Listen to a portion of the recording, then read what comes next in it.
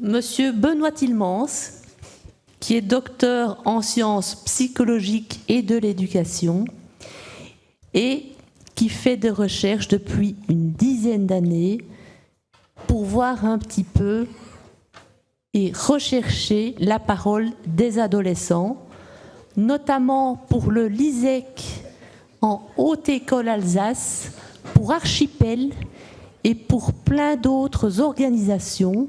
Et donc je pense vraiment que M. Tilmans va pouvoir nous éclairer sur la manière de faire pour mieux accrocher la parole des jeunes. Alors, on est tout ouïe et impatients. Merci. C'est une lourde charge que vous me donnez là. Merci donc, c'est un honneur pour moi d'être là. Mais c'est surtout une mise à l'honneur de tous ces nombreux jeunes qui ont participé depuis près de 10 ans, oui, à construire ce que je vais essayer de partager avec vous. Des institutions ont participé, de nombreuses institutions. Ici en Belgique, je peux se nommer la Pommerée, Amarage, le Goéland, où j'ai rencontré des jeunes qui ont accepté de participer avec moi à ce qui était à l'origine un projet de recherche sur la résilience. Mon but de mes recherches à l'origine, c'était comprendre les trajectoires de résilience de jeunes en situation sociale et familiale critique. Alors, avant ça, j'ai travaillé aussi, toujours dans cette même dynamique de la construction identitaire, mais plutôt dans le domaine des adultes, où j'ai travaillé avec des candidats à l'expatriation de Médecins sans frontières. Alors, vous allez voir que ça a un sens, tout ça. Puisque le but était d'ouvrir chez peut-être pas les médicaux, c'était soit des administratifs, des logisticiens, des techniciens qui partaient pendant 1 an à l'expatriation. Mon but, c'était de comprendre le sens de leur engagement là-dedans. Alors, comment arriver à ouvrir les boîtes, ce que j'ai appelé les boîtes noires, ou on peut appeler ça Tupperware, c'est un Tupperware hermétique. Alors, si je dis hermétique, c'est parce qu'il y a une notion d'herméneutique. On va voir que j'utilise des sources de différentes disciplines.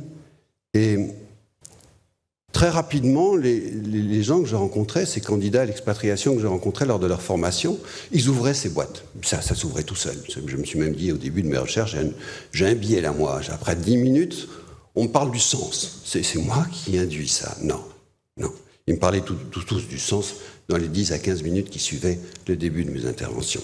Alors, 1 ou 2 phrases, hein, si on est là pour parler de la parole, il faut bien reprendre des paroles. C'était des gens de tous horizons, à la fois socio-économiques et nationales. Donc il y en avait un qui me disait en anglais, il était d'origine scandinave, je pense, un jeune ingénieur qui travaillait dans le monde entier pour remettre en route des chaînes de production d'automobiles. Il avait une bonne vie, une bonne carrière, et il m'a dit « Benoît, I'm fed up to feed the fat one ». Je ne sais pas si tout le monde comprend ça, j'en ai assez de nourrir les gras. Je veux avoir un travail qui ait du sens. Quand on commence l'interview comme ça, on sait où on va.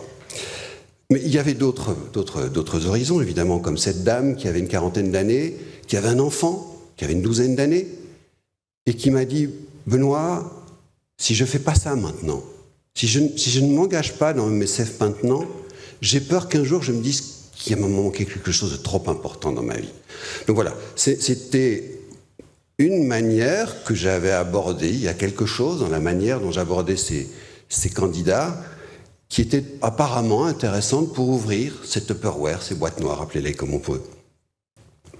Alors j'ai fait une belle rencontre un jour qui est Jean-Pierre Pourtois, qui est un psychopédagogue de Mons, et qui m'a dit « Benoît, moi ça fait 40 ans que je suis des jeunes pour essayer de comprendre leur trajectoire. Est-ce que des jeunes qui sont plutôt dans des situations difficiles, tu pourrais mettre ta méthodologie à l'épreuve pour rencontrer ces jeunes, essayer de comprendre comment est-ce qu'ils peuvent dévisser, réaccrocher ?» Alors c'est comme ça que le sujet de ma thèse, c'était « Itinéraire de résilience de jeunes en situation sociale et familiale critique ». Avant de toucher à des ados, avant de mettre un protocole vers eux, les murs ici résonnent encore du serment d'Hippocrate, primo non nocere. D'abord, ne pas nuire. Donc, ce que j'ai fait, c'est, j'ai eu la chance de rencontrer, beaucoup de rencontres sur ce petit chemin, une institution qui accueille des femmes majeures qui avaient des enfants, le goéland. Et je leur ai dit à ces femmes, est-ce que vous voulez bien m'aider? J'essaye de comprendre. Je suis un chercheur et j'essaye de comprendre certaines choses. Alors, je ne sais pas si je vais pouvoir vous aider, vous, mais mon but, c'est de comprendre. Et si j'arrive à comprendre, peut-être qu'un jour, je pourrai faire quelque chose pour aider vos enfants. Vous voulez bien m'aider? Alors, j'ai pu aborder ces femmes. J'ai mis ma méthodologie encore un peu plus en pratique et en l'affinant un peu. Et non seulement, c'était évidemment des femmes qui étaient des polytraumatisées, des femmes qui avaient des vécus très lourds.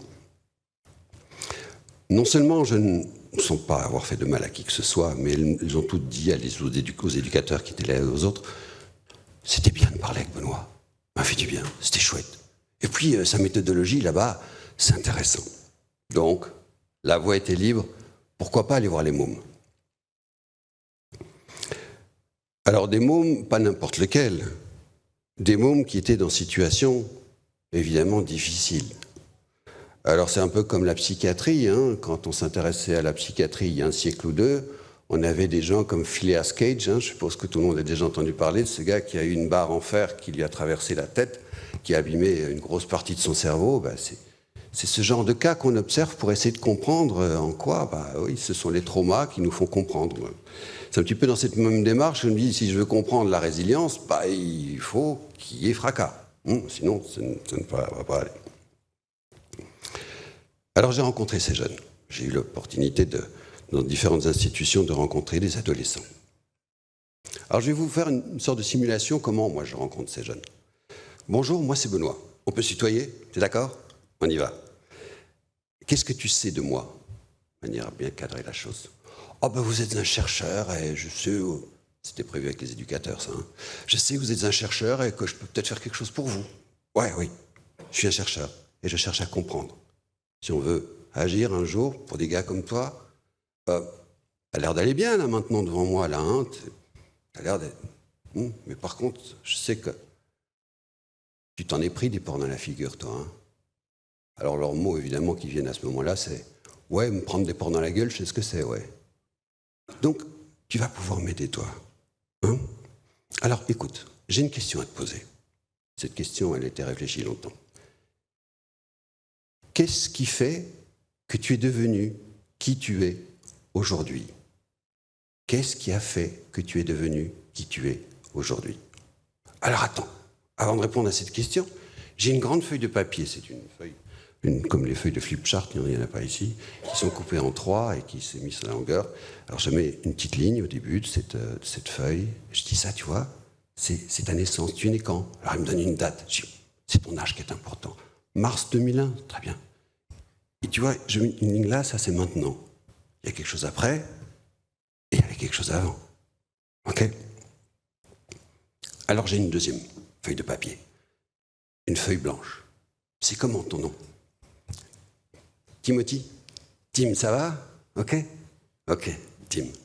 C'est ton nom qui m'intéresse, c'est ton vécu qui m'intéresse. Tim, c'est comme ça qu'on t'appelle d'habitude? Ok, je mets Tim. Alors Tim, la question donc, qu'est-ce qui a fait que tu es devenu qui tu es aujourd'hui? Pour répondre à cette question, on va essayer de trouver quelqu'un. Alors, on n'est pas là pour juger. On ne jugera personne, ni quoi que ce soit. On est là pour comprendre. Tu sais, il y a des gars qui m'ont dit que la personne la plus importante pour elles, c'était ce gars qui les avait emmenés à dealer ou à piquer des bagnoles. On n'est pas là pour juger, on est là pour comprendre. Ça va? T'as compris? Alors, Tim, qui serait la personne la plus importante pour toi dans ta vie qui ferait qu'on pourrait comprendre que tu es devenu qui tu es aujourd'hui? Ça peut être un membre de la famille. Je prendrais leurs mots à eux. Papa bio, maman ou Jojo qui m'a emmené à faire... Ok. On prend quel mot? Un prénom? Thierry. Allez, vas-y, on y va, Thierry. Thierry, ok, Thierry. Donc je vais mettre Thierry sur cette feuille blanche. Je vais indiquer Thierry. Et je vais prendre un bic 4 couleurs et je vais le présenter à Tim et je vais dire, Tim, quelle couleur tu choisis pour symboliser ta relation avec Thierry? Alors, le vert. Ok, le vert. Alors, Tim, pourquoi tu prends le vert? Ça évoque quoi le vert pour toi? Ils vont m'évoquer quelque chose, je vais pas t'embêter plus longtemps. Ils vont évoquer quelque chose. Le vert, c'est l'espoir, c'est ceci, c'est cela. Okay. Et donc, à côté de Tim, je sais Thierry. Et je vais mettre une ligne verte entre Tim et Thierry. Alors je vais dire à Tim, mais ouais, c'est pas facile ça de faire ça avec les deux. Hein, je me mets face à lui et je regarde en fermant les yeux en lui disant, Tim, imagine un peu Thierry là. Et essaye de me dire un mot, allez, 2 max. Un mot qui évoque le sentiment qui te vient quand tu vois Thierry dans ta tête.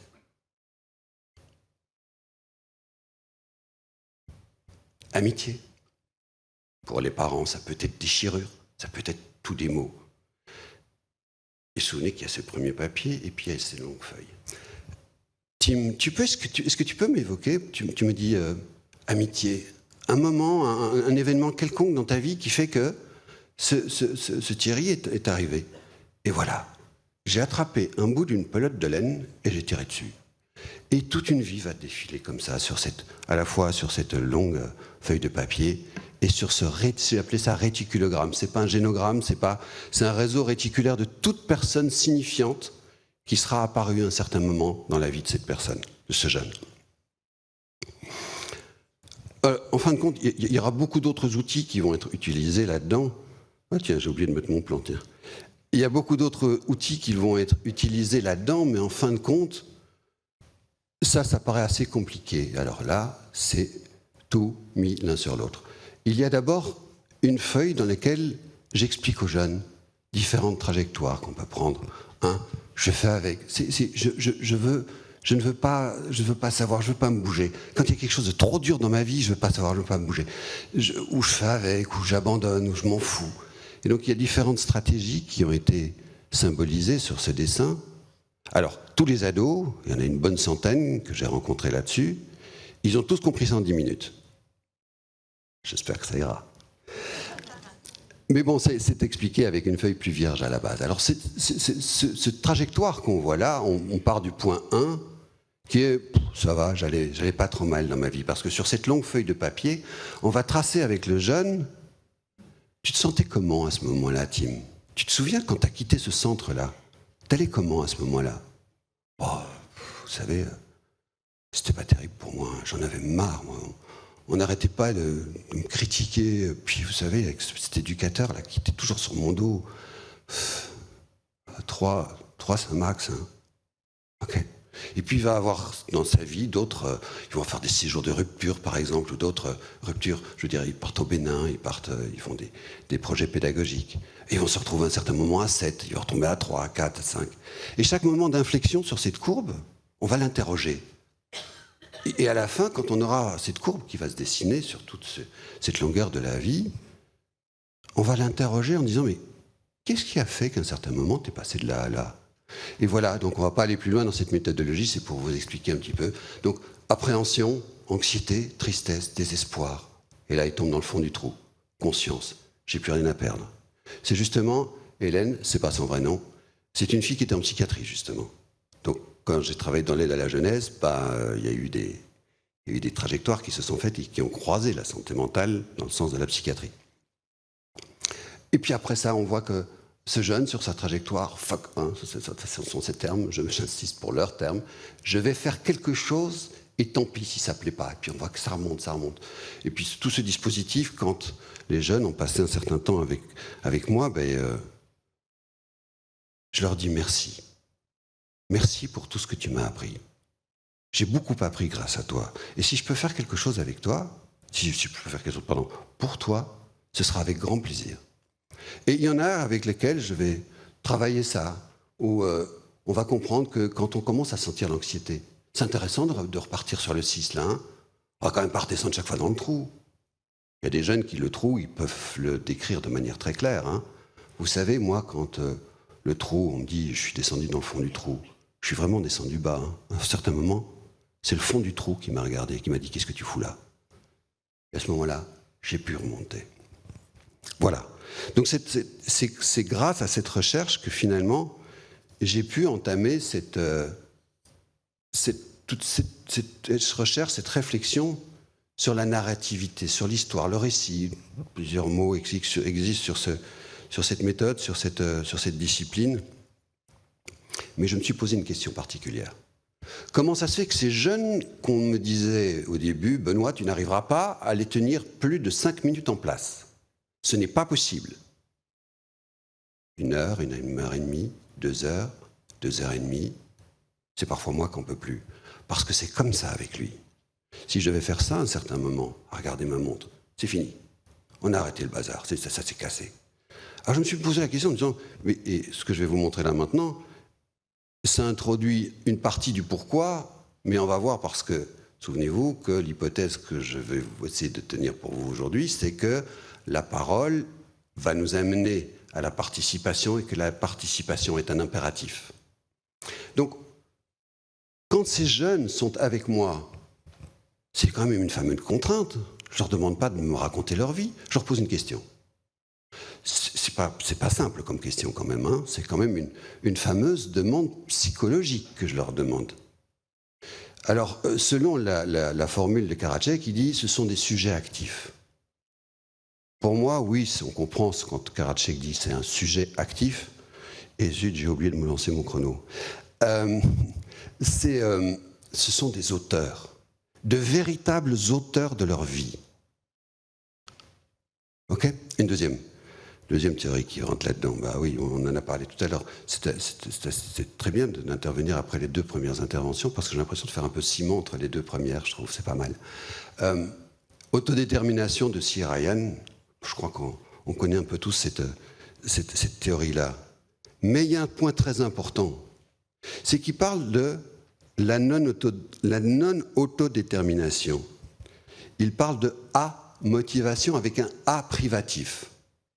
Et les jeunes ne sont pas motivés, ils sont A-motivés.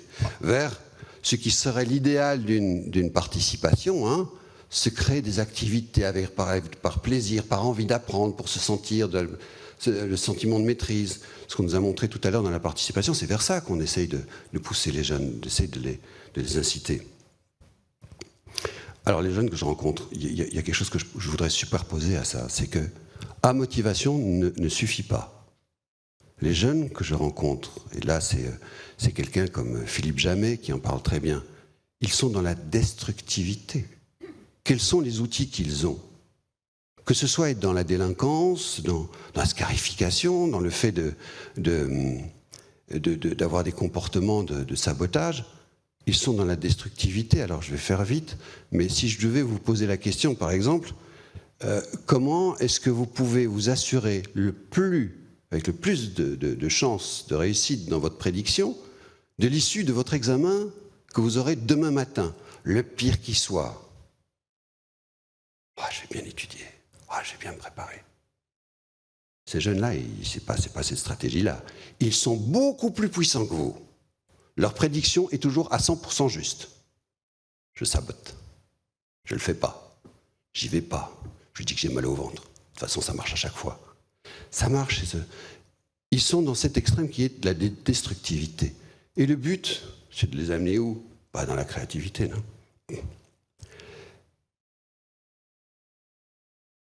Ce qui est intéressant, c'est de aussi se dire que ces jeunes, hors vulnérabilité génétique évidemment, mais c'est que je n'ai pas vu dans tous ces jeunes qu'on va voir après de réelles différences. C'est un moteur.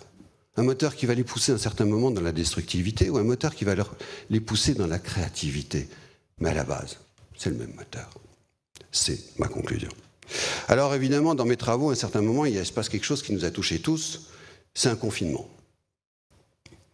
Alors, ce confinement, je me suis dit, pourquoi pas continuer à essayer de leur donner la parole aux jeunes malgré tout ? Alors j'ai fait un truc qui est complètement fou pour un chercheur. J'ai fait un questionnaire avec plus d'une 20aine de questions ouvertes. Mon but n'était pas de tirer des statistiques sur un tableau Excel. Mon but, c'était d'avoir cette densité du vécu, justement. Essayer d'ouvrir tout ça. Ce questionnaire, il se présentait comme ça. Je vais vite, je m'excuse. Il paraît qu'il faut aller vite. Personne ne sait mieux que toi ce que tu as vécu, ce que tu vis et ce que tu ressens. Nous avons besoin de toi. Souvenez-vous, déjà, en individuel, j'ai besoin de toi pour comprendre.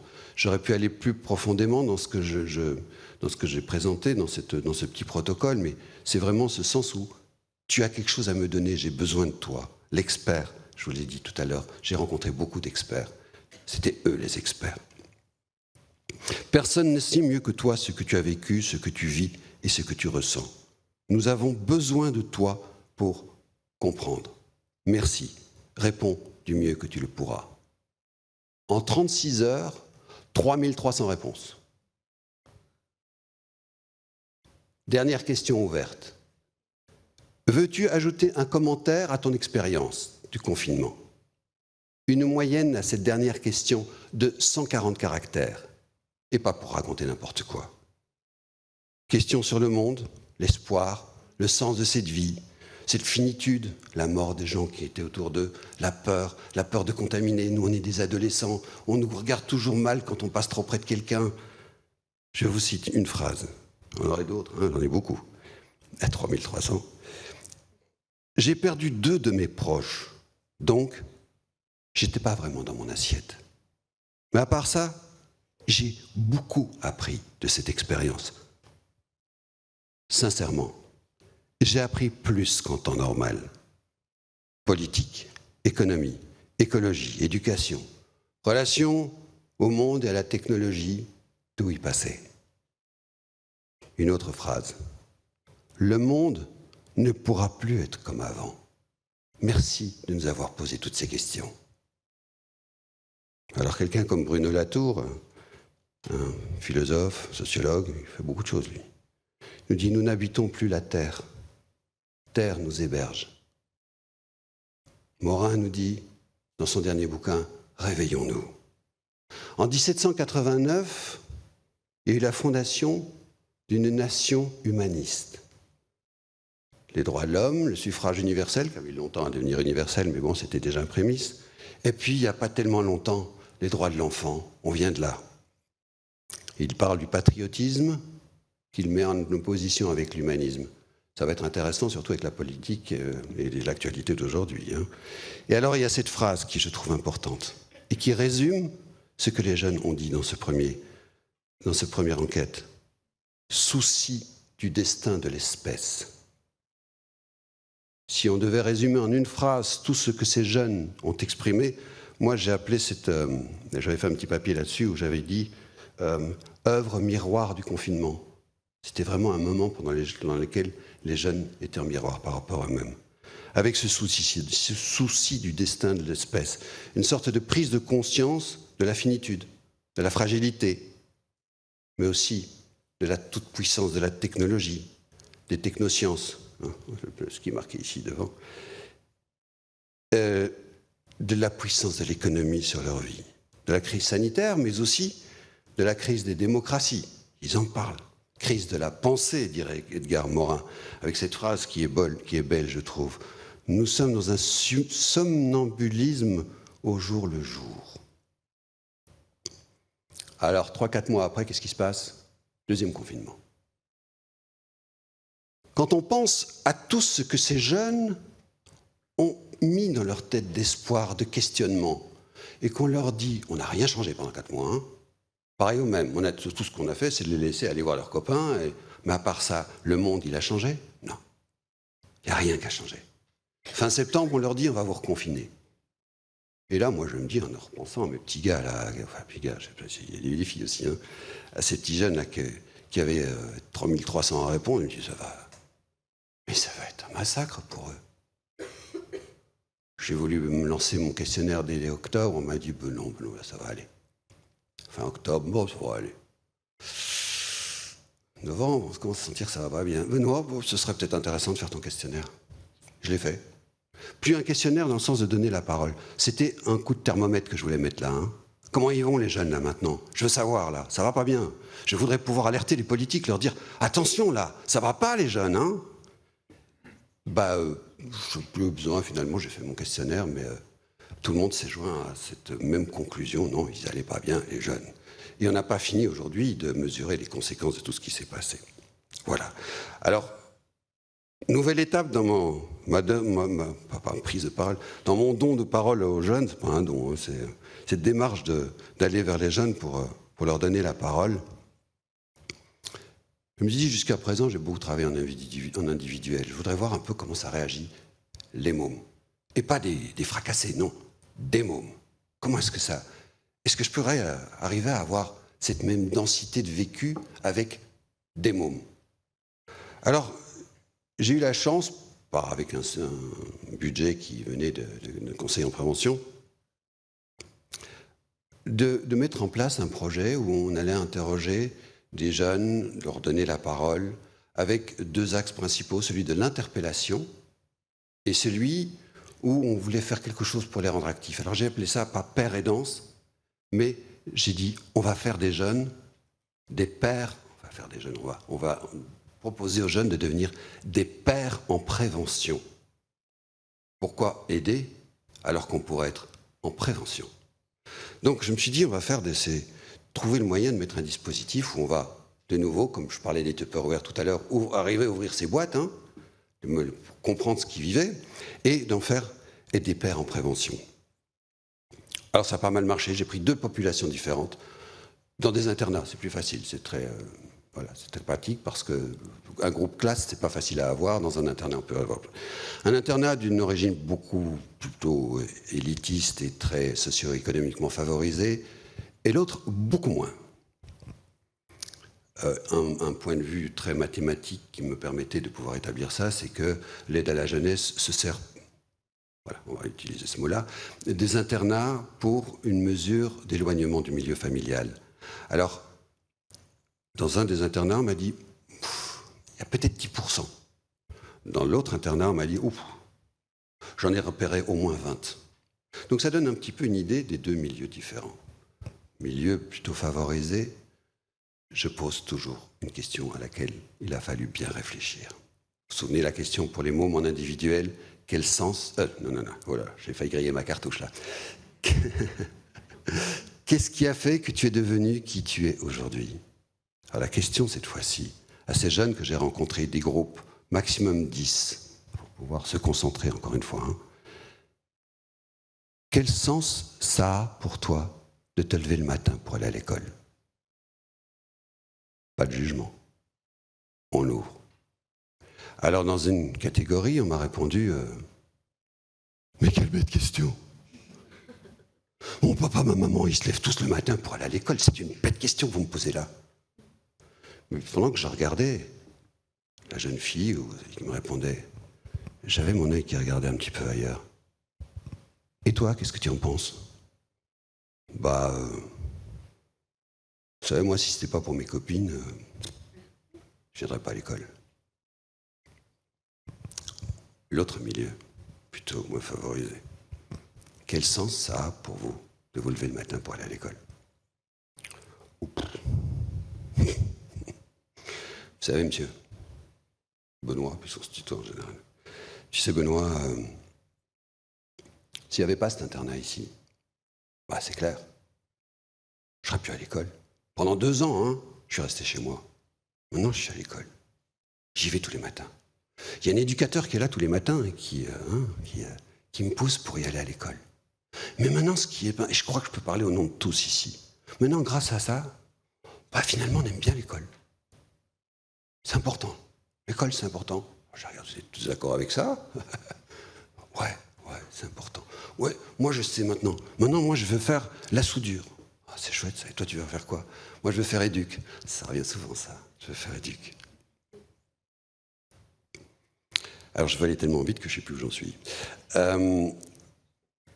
Donc, tous ces ados, je vais vous parler de l'interpellation et de la paire en prévention. J'ai pris des jeunes de 14 à 17 ans, hein, 3e, 4e, secondaire. Ils sont déjà dedans, dans leur cursus en secondaire, et ils n'ont pas encore la tête qui va ailleurs. Et en plus, surtout, c'est le moment où ils sentent qu'il y en a qui décrochent. Alors l'idée que j'avais moi là-dedans, c'était de leur dire « Vous êtes toujours là ? Hein, vous êtes en troisième, vous êtes en quatrième, vous êtes toujours là. Ça a été facile pour vous? Non, pas facile. Et tout seul, encore une fois, moi je suis passé de mes primaires au secondaire, c'était pas trop facile pour moi, mais bon, j'ai tenu le coup. Ouais, mais c'était pas facile pour toi. Alors, c'est quoi le tutorat? C'est celui qui est fort en maths qui va aller apprendre comment ça marche les maths à celui qui ne s'en sort pas? Non, c'est pas ça le tutorat, s'il vous plaît. Le tutorat, c'est celui qui a eu des difficultés et qui va avoir su surmonter ces difficultés pour aller les transposer, comprendre le monde du vécu de celui qui aura des difficultés en maths et qui va comprendre où sont ces difficultés. Voilà, alors je vais aller encore un peu plus vite. Ce qui est important dans tout ça, c'est ce non-jugement passe par une interpellation des mots. Les mots ne sont pas les choses. Si on veut ouvrir ces boîtes noires, ces Tupperware dont je parlais tout à l'heure, c'est qu'il faut dépasser les mots. Il faut rentrer dans le sens. Et quand je rencontre les jeunes, il y a parfois des silences qui parlent beaucoup plus que des mots. Ces deux mondes, je les ai fait se rencontrer.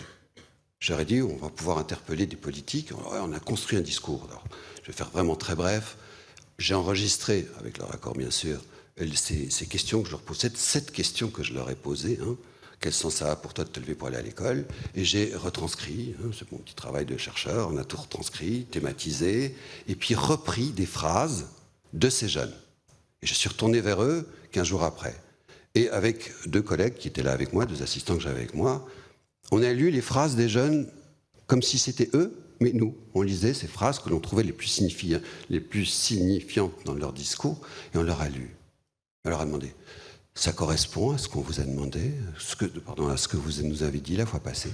Ah ouais, ça correspond. Des sujets intéressants, hein? Vous êtes prêts ça vous dirait d'aller porter cette parole à d'autres jeunes qui vivent peut-être pas la même chose que vous, mais aussi peut-être au monde politique, au monde de l'éducation, au monde de l'aide à la jeunesse. Alors on a organisé une petite rencontre dans laquelle il y avait l'aide à la jeunesse, conseil en prévention, il y avait l'enseignement, et ces jeunes ont eux-mêmes de nouveau dit ce discours. Et à la fin de chaque groupe, avoir dit un petit peu cette parole, comme je viens de vous expliquer, je vais un peu vite, j'espère que ça va, on leur a demandé à tous ces petits groupes que l'on a refait de manière tout à fait aléatoire. C'est-à-dire que tous les jeunes, on les a... Alors, le premier de la rangée, avec le premier de la rangée, hop là, tu veux aller par là? Toi, par là, de manière totalement aléatoire, on les a partagés. On a pris les phrases les plus signifiantes de l'ensemble des discours. Et on leur a donné 3 gommettes. On leur a dit, est-ce que vous pouvez bien aller chacun mettre une petite gommette, 3, il n'y aura pas plus que 3, vers la phrase qui est pour vous la plus importante. Je vous cite ces 3 phrases. Premier dans la liste, c'est lui qui avait donc reçu le plus de gommettes. Le but de l'école, c'est pas d'apprendre quelque chose, c'est de réussir. Deuxième dans le palmarès. L'école met beaucoup de pression parce que tu dois avoir de beaux points. Je vous rappelle, tout milieu confondu. Troisième. Un enfant qui a une mauvaise situation familiale, ça ne va pas aller à l'école non plus. Alors, ce que je trouve fabuleux dans tout ça, en mettant tous ces jeunes ensemble, c'est pas de moi, c'est cette phrase, cette expression de dire on peut créer des environnements capacitants. C'est-à-dire que ces jeunes ont un savoir, une expertise que nous n'avons pas. Et je vous expliquerai dans les conclusions pourquoi on ne peut pas avoir cette expertise. Mais on doit leur reconnaître ce savoir. Savoir profane, savoir expérientiel, quel que soit le nom qu'on leur donne, il y a un savoir. Nous aussi, on a un savoir que l'on doit pouvoir aborder avec une grande humilité. Le premier des savoirs, c'est peut-être déjà d'être parvenu à trouver une technique pour ouvrir cet Tupperware. Et quand on met les deux ensemble, ça crée ces espaces, ces environnements capacitants. Et les jeunes posent des questions sur la tolérance, sur le fait, comme je vous ai dit, c'est toutes ces phrases. Mais quand ce sont les jeunes qui abordent eux-mêmes toutes ces questions, C'est autre chose que d'arriver en disant « je vais vous parler du respect, je vais vous parler de ceci ». Ils parlent, ils expriment qu'ils ont une difficulté. T'as des idées? T'as une idée avec tes copains, là, comment on pourrait résoudre ça? Voilà. Alors, on zappe. On va essayer d'aller plus vite. Odile, ça va? Ouais? Ouais, alors on a encore le temps, alors. Si j'avais lancé. Qu'est-ce qui se passe au niveau de tous ces espaces? C'est qu'on questionne le sens. On sort d'une phénoménologie pour entrer dans une herméneutique. Vous vous souvenez que je vous ai parlé, hein? Herméneutique, c'est boîte. On essaye le plus rapidement possible de sortir des phénomènes de la vie. Le prof de maths qui nous casse les pieds. Ok, qu'est-ce qu'on peut faire avec ça? Quel est le vrai problème derrière tout ça? Qu'est-ce qu'on peut faire ensemble? Hein?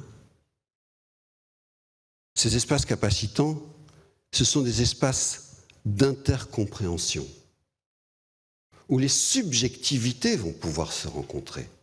Pas des opinions qu'on va se lancer à la figure, non. Des subjectivités. Les notions de respect, d'écoute seront très importantes dans ces protocoles d'interpellation que je fais avec les jeunes. Et puis il y a cette notion que j'étais sur la précédente, cette notion d'autorité. Les jeunes vous disent, vous savez, moi, quand on me demande de faire quelque chose, avant, ma sœur, qui a 8 ans de moins que moi, là, de plus que moi, elle le faisait. Moi, je ne fais plus. On me demande quelque chose, je ne le fais pas. C'est un fait de société, ça. Hein, on ne va pas dire que c'est un cas isolé. Non. Il y a un chercheur de l'université là-bas à Strasbourg qui parle de l'érosion de l'autorité. Oui, il y a une érosion de l'autorité. Mais ce n'est pas pour ça qu'il faut être dans le pouvoir, qui est coercitif, lui. Il faut rester dans une autorité. Mais le professeur n'est plus quelqu'un qui fera autorité. Ce ne sera plus le maître, sauf dans certains milieux plus aisés, où cette structure traditionnelle est encore bien présente. Ce qui doit faire autorité, c'est ce que l'enseignant va apporter aux élèves. C'est là que l'autorité va se faire. Pythagore ne fera plus autorité. Mais de faire comprendre à un gamin que, tu sais, je suis sûr que je peux arriver à t'expliquer Pythagore pour que tu arrives à l'expliquer à tes petits-enfants plus tard. Tu ne l'auras pas oublié, ce sera intéressant. Tu paries? Ça marche. Oui, il y a moyen d'expliquer Pythagore. Il y a, je ne sais pas s'il y en a qui sont ferrés en maths parmi vous, mais quand on déjà les carrés de l'hypoténuse, hein, je ne vais pas aller plus loin, on ne va pas frustrer certains. Finalement, qu'est-ce qu'on fait dans tout ça? On ne va pas expliquer ce schéma qui serait intéressant, on passerait beaucoup de temps. C'est finalement une négociation du sens, dans ce qu'Habermas appelle un agir communicationnel. Le voilà, Habermas. Et qu'est-ce qui sort de là-dedans, finalement, quand on peut arriver à ça? C'est notre but à tous. C'est d'émanciper les jeunes. Alors j'aime bien dans la notion d'éducation, on dit que l'éducateur vise à son auto-élimination. Bah oui, l'émancipation, c'est le fait qu'il n'ait plus besoin de nous. Créer ces espaces. Alors, pourquoi est-ce qu'on a besoin de créer ces espaces aujourd'hui?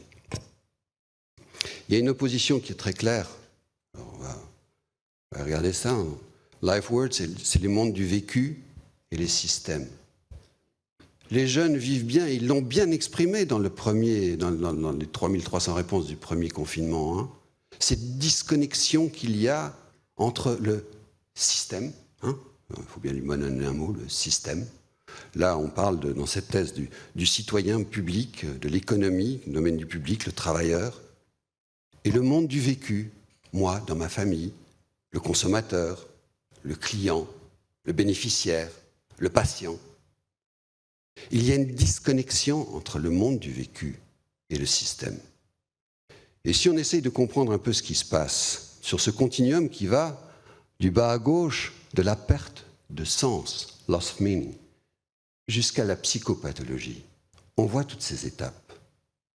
Alors il y a une expression que j'aime bien, c'est les pathologies sociales, décrochage scolaire. On ne va pas en citer, il y en a beaucoup. Crise de la reproduction des processus, Processus dans le sens où, habituellement, quand on allait à l'école, je faisais comme papa. Maman, ils se lèvent, ils vont à l'école. Les processus ne se reproduisent plus comme avant. On ne parle pas de reproduction sociale, on n'est pas dans une autre tranche d'interprétation du mot ici. C'est la reproduction de comment ça se passait, comment ça se fait maintenant. Alors vous allez voir, on ne va pas parler du panoptique, on verra ça plus tard. Oh non, on ne va pas encore dire merci non plus. J'ai abordé, puisqu'on m'a proposé de venir parler de mon chaire de psychiatrie, je me suis dit, il faut que je rencontre des jeunes psychiatrisés. Et il faut voir si ma méthodologie, dont j'ai essayé de partager la manière de rentrer dans le vécu des jeunes, si ça marche. Alors j'ai eu la chance de pouvoir aller au CASMU. Je ne sais pas si tout le monde sait ce que c'est que le CASMU. Oui, si quelqu'un qui ne connaît pas, je vais essayer de donner même pas la parole à quelqu'un qui pourra le dire mieux que moi. Le CASMU, donc, c'est une initiative de Titeka qui, justement, met les jeunes dans une situation particulière de confort, et vous allez voir que ça marche super bien ce truc-là, où ils vont pouvoir se poser en transition et essayer d'aller vers l'autonomie. Qu'est-ce que j'ai rencontré là? Pas les mêmes mômes. Les mêmes mômes que ceux que j'avais vus avant, encore une fois. Si ce n'est que parfois, ils ont poussé le curseur un peu plus loin, oui. Ça, c'est sûr. 3 constats. Ouais, 2. Il faut du temps pour une maturité.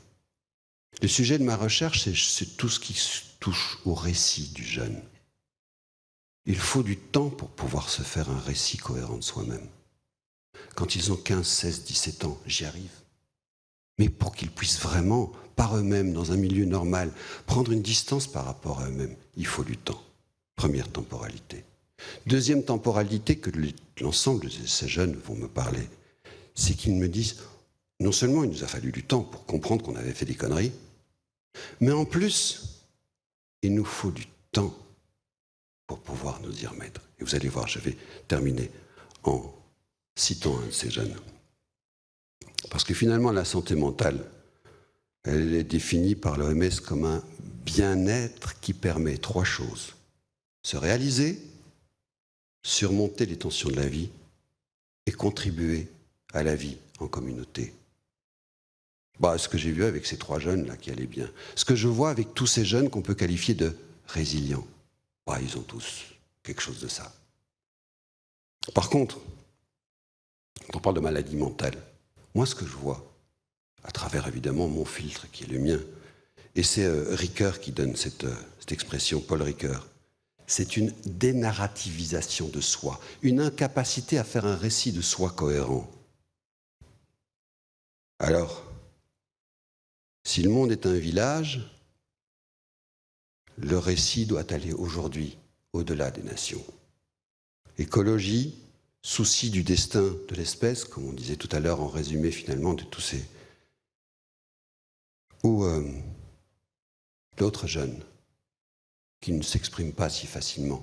On va aller les chercher. Moi je m'en fous, monsieur. C'est l'argent facile. YouTube, être youtubeur, influenceur. Et puis, dis-leur de temps en temps. Alors en conclusion, donner à ces jeunes l'opportunité de pouvoir se poser, d'avoir un recul par rapport à eux-mêmes. Ils ont tous, je vous rappelle, c'est important pour moi, ils ont tous le même moteur à l'intérieur d'eux-mêmes, tous ceux que j'ai rencontrés, quelle que soit la direction qu'ils prennent. Alors en conclusion, ça va? On est bien? En conclusion, les jeunes m'ont dit 3 ans, monsieur. Au-delà de 3 ans, je ne comprends plus. Si moi qui ai 15 ans, je regarde un jeune qui a 11 ans, je ne comprends plus trop ce qu'il vit. Alors là, un jeune de 9 ans, c'est plus le même monde. Je ne comprends plus ce qu'ils vivent. C'est plus le même monde, ils vivent plus les mêmes choses, c'est plus... Mais alors là, nous, je ne vois pas qu'ils soient capables de pouvoir être plus proches de 3 ans d'un jeune. Comment pouvons-nous prétendre comprendre ce qui se passe dans son monde? C'est impossible.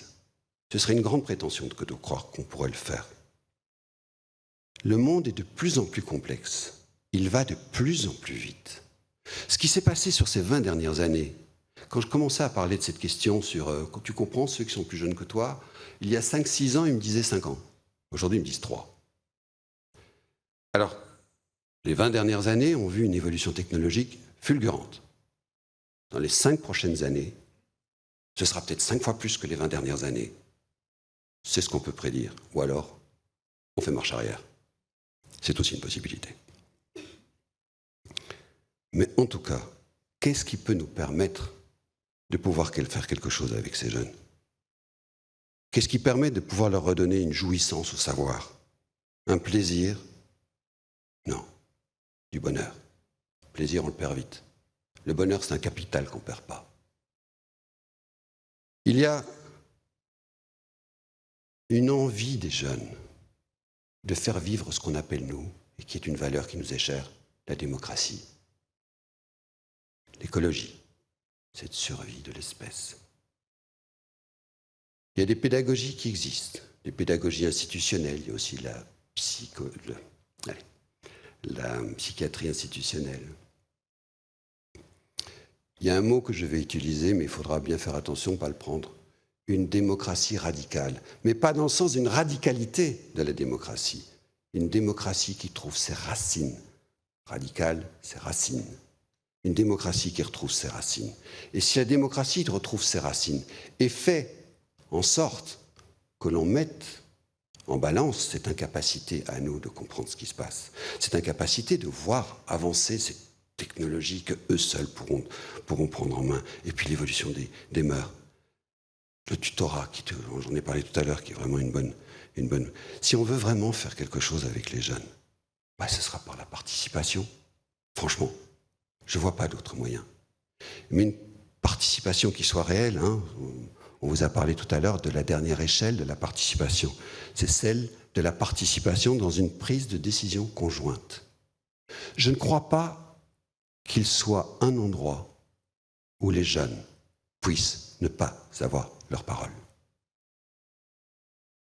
2 phrases pour terminer, puis je vais lire un petit truc là. L'éducation que les économistes, soit orthodoxes ou hétérodoxes, aucun n'a jamais pu démonter le fait, démonter le fait que l'éducation est l'investissement le plus rentable qu'il soit. Il y a juste un souci, c'est que c'est jamais à court terme. Premier point. Deuxième, c'est une phrase qui me tient à cœur évidemment, puisque mes racines sont dans les sciences de l'éducation, c'est que c'est une phrase de Nelson Mandela, et qui résonne fort aujourd'hui. L'éducation est l'arme la plus puissante pour changer le monde. Alors, pour terminer, je vais vous lire cette phrase, une phrase un petit peu plus longue, c'est pas très long, vous en faites pas. Donc j'ai rencontré ces jeunes du CASMU, je resitue, je rencontre ces jeunes du CASMU, je leur pose à tous, le premier est toujours exploratoire, aux 2 autres, les mêmes questions. Il y aura une question sur besoins. Quels sont pour toi les plus grands besoins pour les enfants, pour les plus jeunes? Voici sa réponse. Franchement, c'est l'encadrement, c'est l'encadrement en fait. Prendre soin d'eux, c'est leur donner de l'attention, de la vraie attention, et de l'affection, de l'amour. Une plante, la graine, quand elle sort de la terre, si elle pousse mal, on va lui mettre quoi? Un tuteur, un petit bâton. Et ça doit être ça leur rôle. Ça doit être ça leur rôle, s'occuper des jeunes, ça doit être leur tuteur, leur bâton. Mais ça ne doit pas être le bâton qui va lui casser ses jambes, En tout cas, il faut qu'il bouge le moins possible. Il faut qu'il ait une stabilité. Sans stabilité, quand on le met là dans cette institution, qu'on le met là dans une autre institution, qu'on le met là-bas, et alors sur cette fameuse ligne du temps, il est là avec son doigt en tapant là. Il a fait 4 CAU, pour vous donner une idée. Quand il bouge comme ça, moi, si j'arrive à m'en sortir, c'est pourquoi, là, maintenant, c'est parce que j'ai enfin trouvé une petite stabilité. Pendant 2 ans, je n'ai rien fait. Mais pendant 2 ans, je me suis posé des questions. J'ai pris mes repères. Et c'est pour ça que quand je suis arrivé ici, dans l'appartement du Casmus, j'ai dit que c'est pas pour partir dans un an. J'ai besoin de temps qu'on ne m'a pas donné avant. Le temps, c'est ça, le temps. Le temps de me poser, le temps. Et pour que les jeunes soient bien, il faut aussi qu'autour de lui, ce soit bien. Ici, c'est un endroit pour moi. Ici, je suis bien. La preuve, c'est que j'ai commencé une formation. Et après ça, ça a pris le temps. Mais j'ai pu trouver mes repères. Après, je suis un adulte maintenant. Merci.